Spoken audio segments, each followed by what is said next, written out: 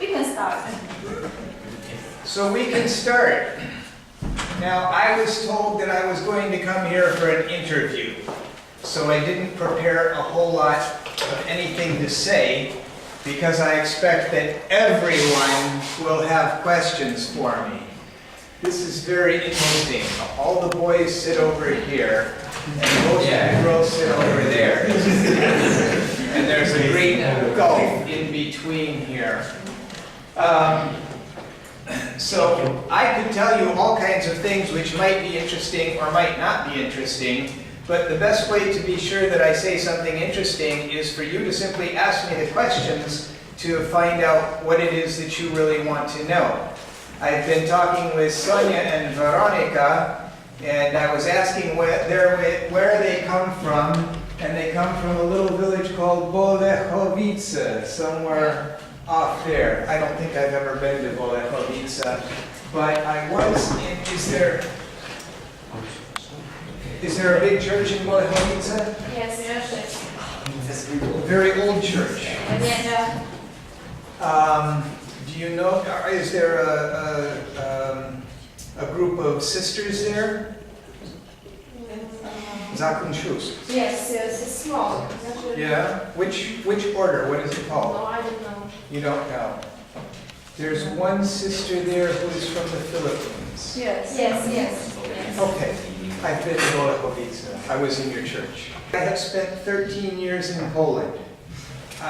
Most recently, I arrived in July of 2001 and have been here for the past 8 years. But I also spent 4.5 years in Poland from 1990 to 1994.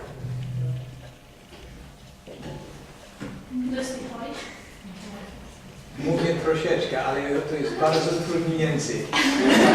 Tak jak mówiłem, już mieszkałem 13 lat w Polsce i to jeszcze jest mi bardzo trudno. To szczególnie wstydzące, kiedy muszę mówić dużo po polsku i mój 12-letni syn jest ze mną i on zawsze mówi, tata, nie mówisz tak, trzeba powiedzieć takie. But we're not here to listen to how bad my Polish is. We're here to listen to how good your English is. What's your favorite Polish word? My favorite Polish word? Yes. There are a lot of words in Polish. It's kind of hard to narrow it down. If I think of something, I'll let you know. What's your name? Ola. We know that I've been here for 13 years. We know that I have a son named Jacek.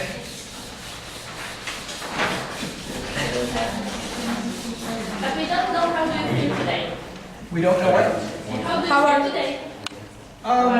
Pretty good. I was out very late on Saturday, and for me, midnight is very, very late. I'm too old to stay up very late.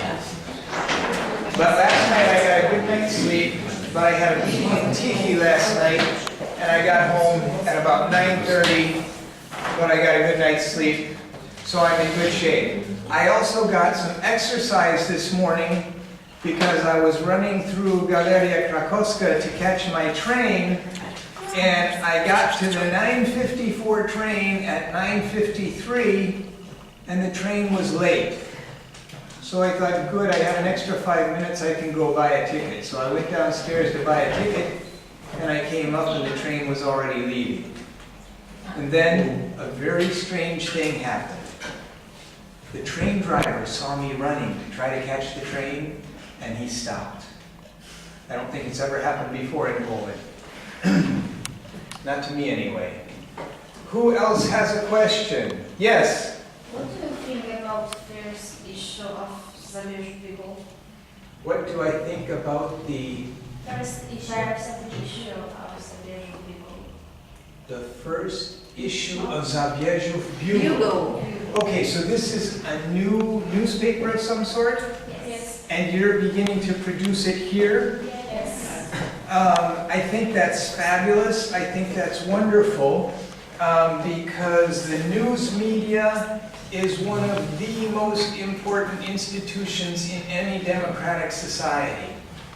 Now, I, of course, am probably the oldest person in this room, and I remember back when there was a communist government in Poland, not to mention there used to be what they called the Soviet Union.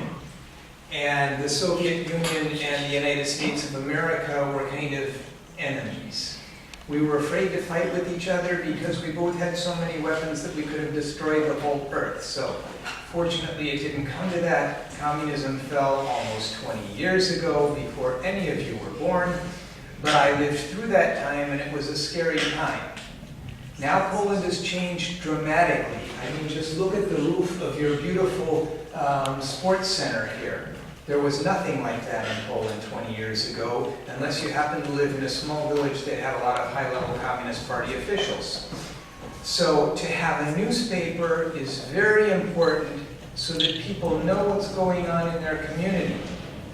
What I have seen too often in Poland is the newspapers easily become corrupted, because politicians don't want the newspapers reporting bad things about the politicians.